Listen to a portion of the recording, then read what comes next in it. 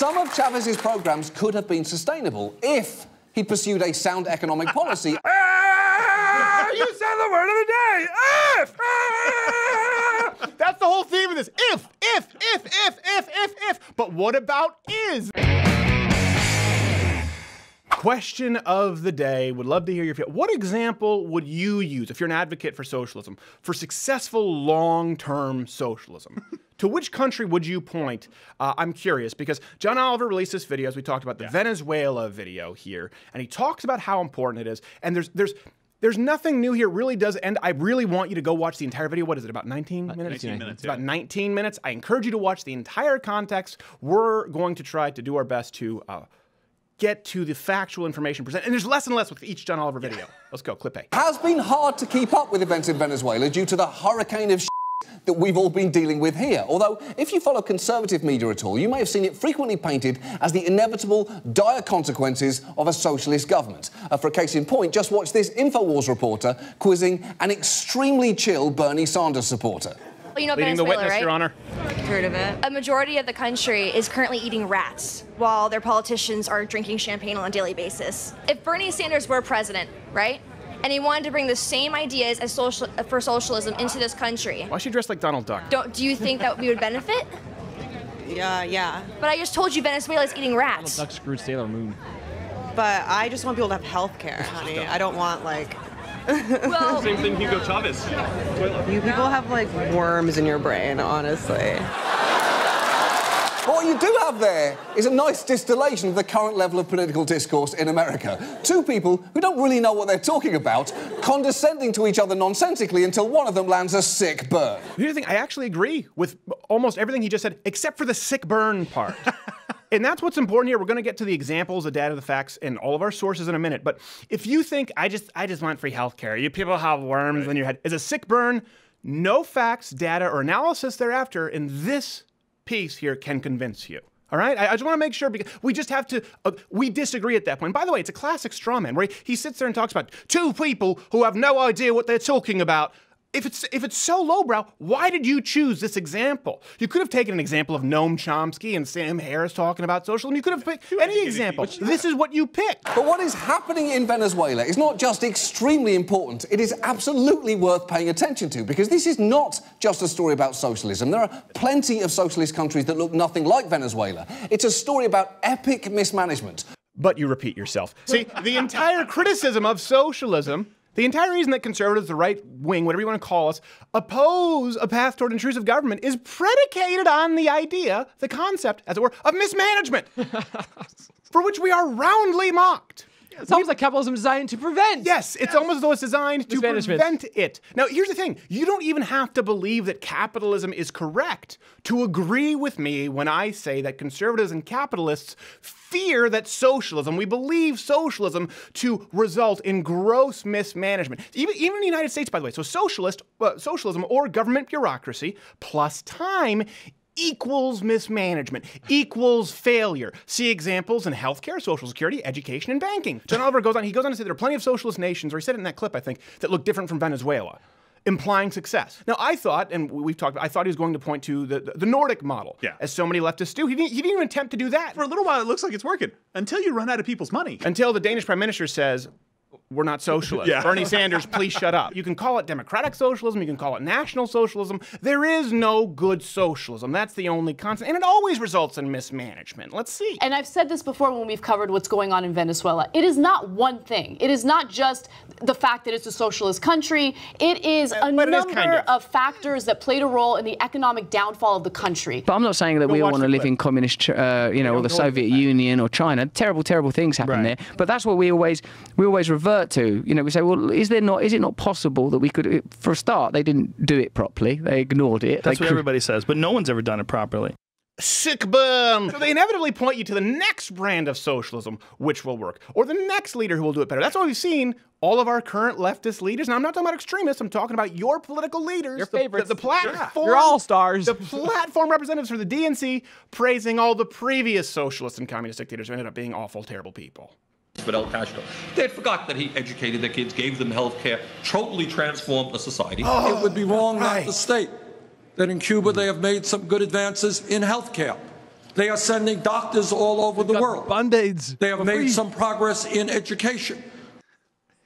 They can send doctors wherever they want, right? If people don't want the doctors, it's like I could go to the Tokyo Superdome. I could say I performed at the Tokyo Superdome, but I didn't sell it out. I didn't sell out 80,000. They're sending doctors to the United States. Yeah, on rafts, and the raft is this desk chair. They're trying to get out of there. And you saw, of course, we have the B-roll here of Obama in front of Che and the whole revolution there where he was sitting. It's just like, oh my gosh, let's be reverent to a man who said before the UN that they would execute without trial. And by the way, hated black people, thought they were lazy and deserving of death. Again, you look back, they were praising all these socialist leaders, right? And people, well, those extreme, we're talking about Castro. But matter of fact, guess who found himself amongst their figureheads worthy of praise? And his country. Is it possible? Maybe. He is one of the most important forces we've had on this planet. From my very American point of view of my friend, President Chavez, it is only possible to be so inspiring as he is. You know, it's funny, sometimes American journalists talk about how bad a country is because people are lining up for food. That's a good thing. It's funny, we write these shows every day and we sit down and when you really put it on a timeline like this, it's even more damning than I thought. Yeah. They try and distance themselves from the results. Yeah. Right? That's what happens. Here's the thing. Bernie Sanders didn't come out and say, I was wrong about bread lines. It turns out there's not free next day shipping. He didn't say anything. He just goes I was a prime member. That guy's an asshole. He didn't do it like I would. Yeah. But I still believe in it. He didn't have a flash of genius moment. He's still a socialist. You just slapped Democratic in front of it. And by the way, they've praised these people. This is, again, mainstream leftism. Please go watch the whole video. You can go back and find clips of John Oliver saying things to the same effect. So much, it's so embarrassing that John Oliver himself even has to hedge his bets in his own video in acknowledging how much the left kind of loved Chavez. To be fair to Chavez, many of his social programs were initially effective. During his tenure, the poverty rate was nearly halved. And to this day, many Venezuelans revere Chavez to a dramatic degree. Halved. Okay. let's go. Poverty halved. Well, it's easy to cut poverty in half when you use taxpayer dollars and cease production. Just for a little while? If you just take all of the monies and all of the things, and you know what? You could also completely eliminate unemployment if you forced everyone to dig ditches with spoons. You could. It doesn't mean it's a real economy. Yeah, that's it gets propped up. North Korea did the same thing. Forced labor only works for so long before you fall off the edge. And you had a point about that, right, Sven?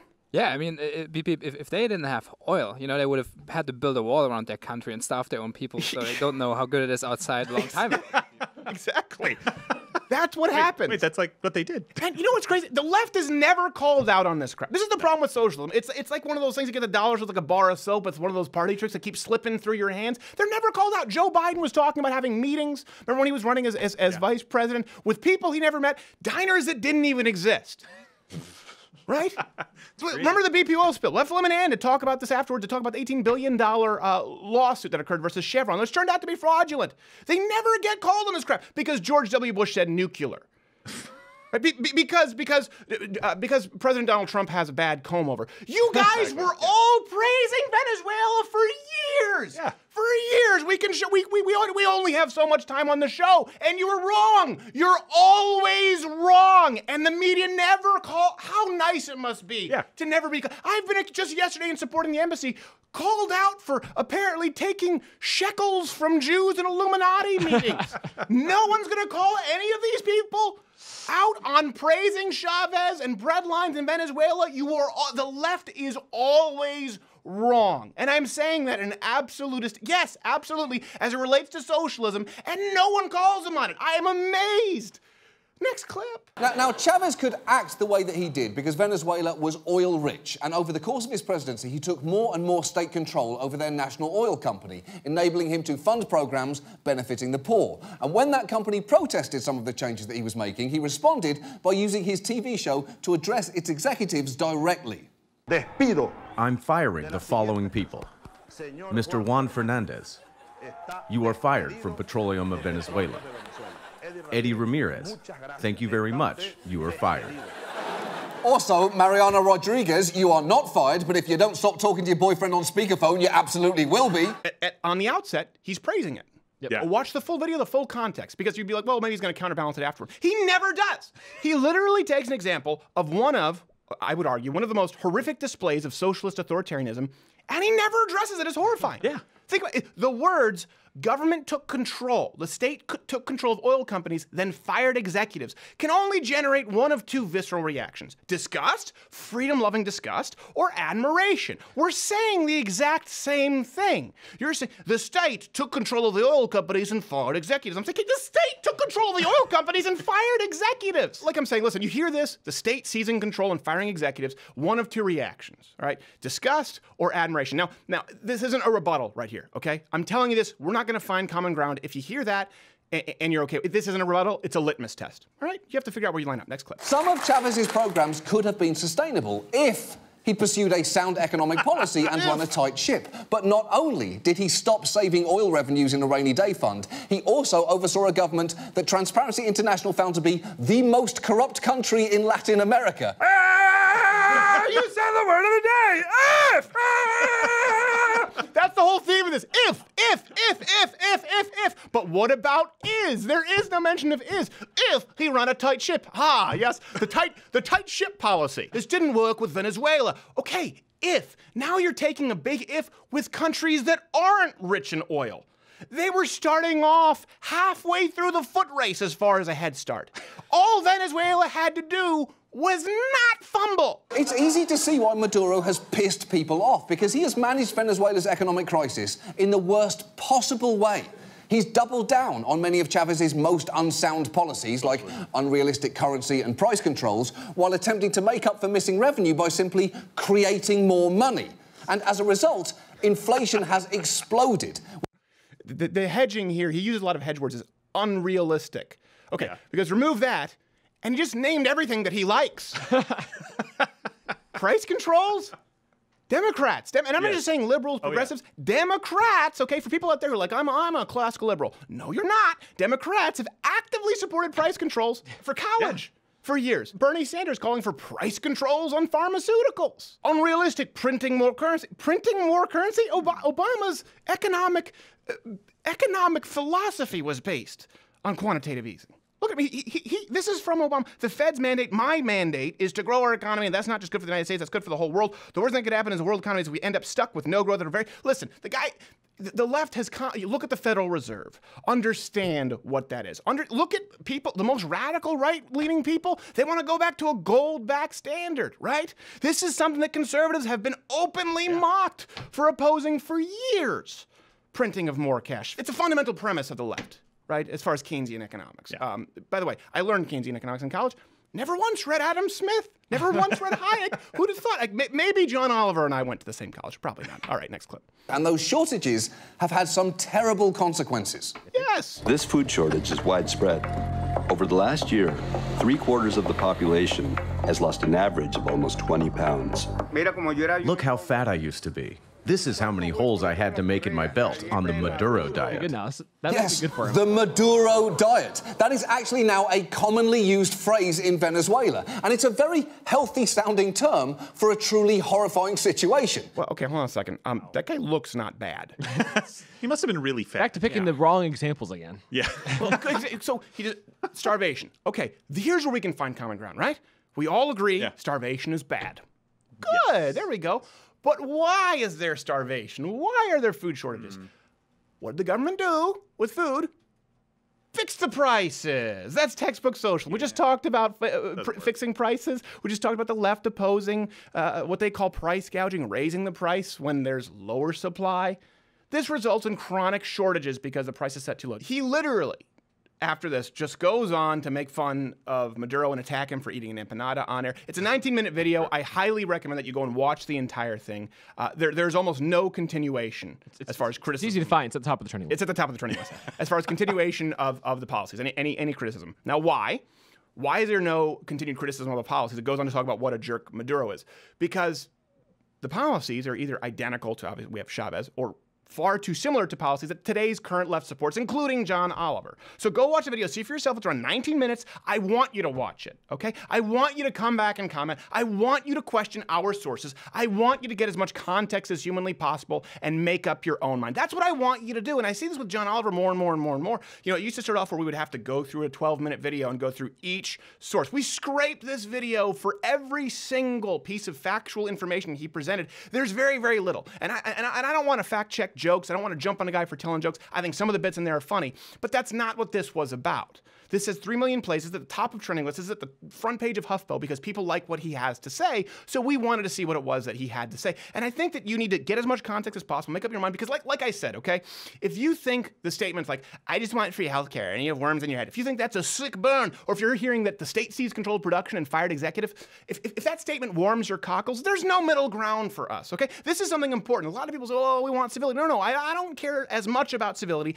as I do about honesty. And we need to get to the truth. We find common ground. Starving is bad. We find common ground. We don't like poverty. That's great. That's enough common ground. We don't need to act as though we're finding common ground on economic policy that is evil. You see the results time after time after time after time. And you'd think they'd have egg on their face because they praised people who were evil in Castro, in people like Chavez. And I'm pretty sure you could probably find them praising Maduro at some point too.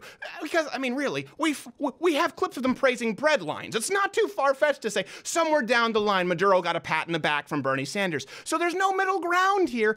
If you just find those statements to be heartwarming, I disagree with you. And that's okay. Let us know. Hey, if you like this video, subscribe or click the notification bell. You should do both anyways because YouTube doesn't notify you if you're just subscribed. You have to hit that notification bell. So if you already are subscribed, hit the notification bell. And if you're not supporting this content, go to louderwithcreditor.com/mugclub. You get the full nightly show, an hour, every day, free, when you subscribe. This hand-etched girthy mug, as well as other programming. And listen, you also get to support Not Gay Jared's Remicade treatment. I don't know what it is.